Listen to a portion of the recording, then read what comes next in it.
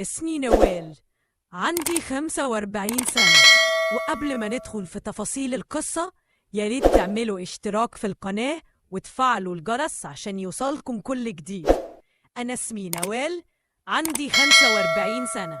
جوزي الله يرحمه توفى من 5 سنين، وعندي ابن واحد اسمه يوسف عنده 25 سنة، لأني اتجوزت وأنا صغيرة. بعد ما أبوه مات رعيت ربنا فيه وربيته وعلمته أحسن تعليم، ونسيت نفسي خالص، ونسيت إني لسه صغيرة. أي حد كان بيشوفني كان بيديني 30 سنة. طول عمري كنت ست حلوة، وكنت واقفة في أي موقف وما بخافش، وكنت بخاف من ربنا في ابني وصايني جوزي. بعد سنتين من وفاة جوزي بدأت أحس بفراغ فظيع، وحسيت إني محتاجة راجل في حياتي. حاولت أشيل الفكرة من دماغي عشان خاطر ابني، لأني عارفة إن أكيد مش هيوافق. أنا أصلا ما فتحتوش في الموضوع بصراحة، بس الطبيعي إن أي ابن في السن ده مش هيوافق إن أمه تتجوز وتجيب حد غريب البيت. كمان ابني كان متعلق جدا بأبوه، ده غير إني بشتغل من زمان، حتى من أيام ما جوزي كان عايش كنت بشتغل في مصلحة حكومية وعندي زملاء كتير. الحياة بعد وفاة جوزي ما كانش سهلة أبدا، كنت متعودة على وجوده جنبي. فجأة لقيت نفسي لوحدي في البيت مع ابني اللي كان لسه في الجامعة. الشغل كان هو اللي بيخليني أقدر أستحمل، وبعد ما بخلص شغل كنت برجع البيت أهتم بكل حاجة وأجهز الأكل وأرتب البيت. الناس حواليا كانوا بيبصولي بنظرات إعجاب، وكلامهم الحلو كان بيخليني أحس إني لسه جميلة وجذابة. في 3 من زمايلي في الشغل عرضوا عليا الجواز بصراحة، بس أنا كل مرة كنت برفض. مش عارفة كنت خايفة من إيه بالظبط، يمكن من رد فعل ابني، يمكن من نظرة الناس، ما أعرفش، بس فضلت شايلة الموضوع من دماغي. ابني خلص الجامعة ولقيت نفسي قدام واقع جديد. هو ما كانش لاقي شغل كويس، فكان بيقعد في البيت أيام ويسهر مع أصحابه في الأوقات التانية، وأنا بقيت لوحدي في البيت بعد ما خلص شغلي. كل يوم نفس الروتين: الغدا، الترتيب، القهوة، التلفزيون والنوم. بس في حاجة كنت بعملها من أيام جوزي الله يرحمه ومستمرة فيها. بعد ما خلص شغل البيت كنت بدخل أستحمى وأتجمل، ألبس أحلى حاجة عندي، أحط أحلى عطر، وأقعد قدام المراية أتكلم مع نفسي. حتى لو مفيش ناس هتشوفني، حتى لو مفيش مناسبة، أنا بحب أكون جميلة لنفسي أول حاجة. مرت الأيام، ابني كبر وأنا كمان كبرت، بس لسه فيا حياة ولسه عندي أحلام. بدأت أفكر تاني في موضوع الجواز، خصوصا لما بدأت أحس إن ابني مش هيفضل معايا للأبد. اليوم اللي هيتجوز فيه هيسيبني لوحدي في البيت. الفكرة دي كانت بتخوفني جدا. كنت بتخيل نفسي قاعدة في البيت لوحدي، مفيش حد يكلمني، مفيش حد يسأل عليا، حتى ابني اللي بحبه، لأن طبعا هيكون له مسؤولياته وعيلته. في مرة من المرات قررت أفتح الموضوع مع ابني يوسف. قعدنا نتغدى سوا وقلت له: يا حبيبي، انت عارف اني لسه صغيرة على فكرة، واحنا الاتنين لوحدنا في البيت ده. بس للأسف ما كملتش الكلام، لأنه قام اتعصب واتنرفز بشكل غريب وقال لي: ماما، أنا ما أقدرش أفكر في الموضوع ده خالص. الكلام ده خلاني أتكسف وأحس إني عملت حاجة غلط، بس في نفس الوقت زود خوفي من المستقبل. إزاي هفضل لوحدي كده؟ أنا مش عارفة أتصور حياتي من غير حد، خصوصا إني من زمان بحب أكون في علاقة، بحب أكون سبيشال لحد، بحب الحب نفسه.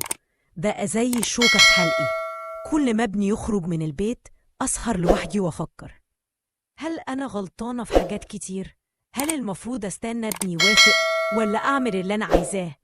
معرفش، بس اللي أعرفه إن الواحدة بتقتل وأنا لسه عايشة. في يوم كان بيتكلم معايا عن واحدة صاحبتها جوزها متوفي وعايزة تتجوز. هو أكيد كان فاهم إن دي حركة قديمة بتحصل كتير في المسلسلات والأفلام. رد فعله كان غريب جدا، قال لي: لأ، دي مش محترمة، دي مش عارفة إيه اللي يخليها تعمل كده، تبقى مش كويسة. الكلام اللي قاله في الوقت ده خلاني ما كانش عندي الجرأة ولا الذكاء الكافي إني أحاول أقنعه أو أخليه يغير فكرته عن الجواز، مع إن المفروض إن ده من حقي لأني ست زي ست ومحتاجة أحس بوجود راجل في حياتي. حاولت أكتر من مرة أشيل الموضوع ده من دماغي، وبالفعل بدأت أنساه، وبدأت أقضي وقتي على النت وأكون صداقات وأعمل صفحات وكده. في يوم من الأيام اتعرفت على شخص كان معجب بيا.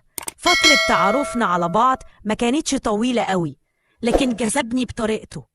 هو كان عنده 42 سنة وأنا عندي 45، فحسيت إن السن مناسب جدا. وكان أرمل زيي بالظبط وعنده ولدين متجوزين. حسيت إنه فرصة حلوة وابتديت أتكلم معاه.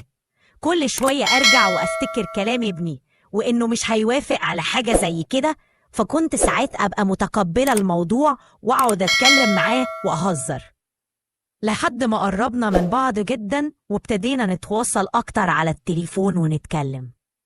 بصراحة كان عارف يعلقني بسرعة بالكلام الحلو، وكان دايما يمدح في جمالي ويقول إني مش باين عليا السن خالص. بدأنا نبعت صور لبعض، ولحد دلوقتي كانت علاقتنا مجرد هزار وكلام عادي. لكن مع مرور الوقت بدأت العلاقة تتطور.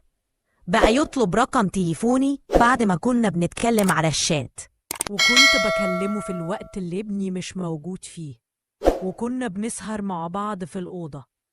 الكلام بدأ يتطور وبدأ يجذبني، بمعنى إني كنت متأثرة بطريقته لإني بحب الحاجات دي جدا.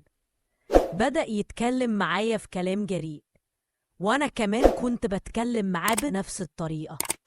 كل ده كان مجرد كلام، وكنا مبسوطين لما بنتكلم، لحد ما سمعت صوت الباب في الشقة.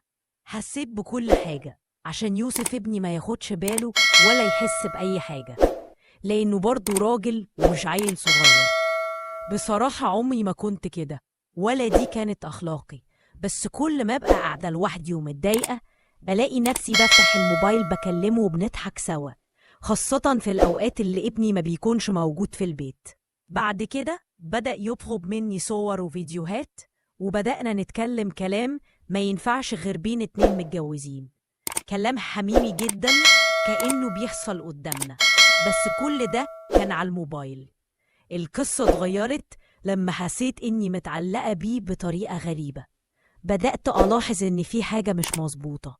هو بقى يتحكم فيا بشكل مخيف.